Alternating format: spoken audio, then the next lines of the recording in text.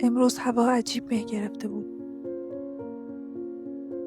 تا چشم کار میکرد سفیدی بود.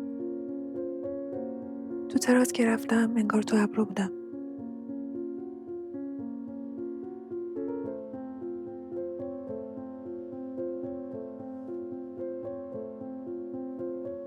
به آسمون که نگاه میکردم با خودم میگفتم الان چه صدایی داره از آسمون ایران میاد؟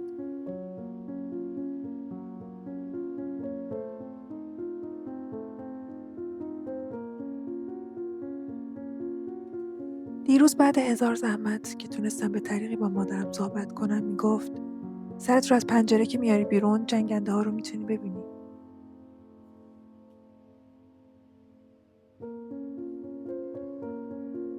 کی فکرشو میکرد به خاطر ندونستن فرق صدای جنگنده و پدافند قد یه دنیا فاصله حس کنم بین خودم و خانوادم.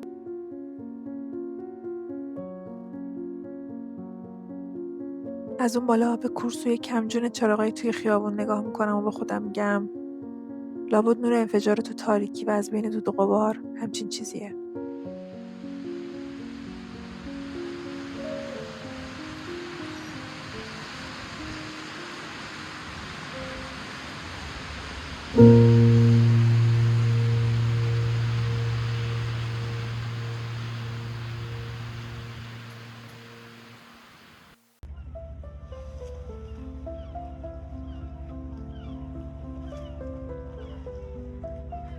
امروز دیگه خبری از اون هوای ابری و مه‌آلود نیست.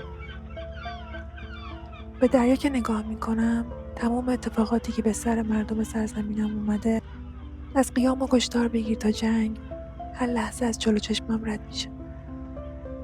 اگه عدالت اون چیزی باشه که من یاد گرفتم، قطع کردن اینترنت و خفه کردن صدای آدما اگه مستقیم آدما رو نکشه، تو ویران کردن روح و روان و زندگی آدما چیزی کمتر از اضطراب جنگ نداره. با آدمای اطراف که نگاه میکنم انگار توی دنیای کاملا متفاوت با هم زندگی میکنیم و هیچ وجه شباهتی با هم نداریم.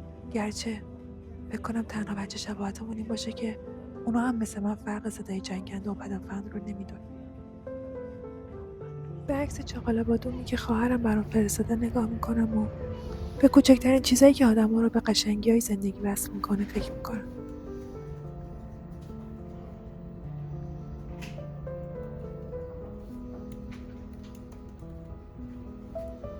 وسط هر کاری که باشم نمیتونم جلو خودم رو بگیرم. پناه میبرم به آخرین صدا یا خبری که میتونم از ایران بشنوم. این جنگ بیرون شاید تموم شه، ولی اون جنگ همیشگی مردم کشورم هنوز ادامه داره. تنها آرزوم اینه که یه روز صدای گلوله و زندان و خفقان هم آتش بس بگیره. هوا گرفتن که پری نماند و بالی بسم از هوا گرفتن که پری نماند و بالی به کجا روم ز دستت به کجا روم ز دستت که نمیدهی مجالی به کجا روم ز دستت به کجا روم ز دستت که نمیدهی مجالی من خسته چون ندارم نفسی فرار بی تو من خسته چون فرار بی تو به کدام دل صبوری به کدام دل صبوری کنم ای نگار بی تو به کجا روم ز دستت به کجا روم ز دستت که نمیدهی مجالی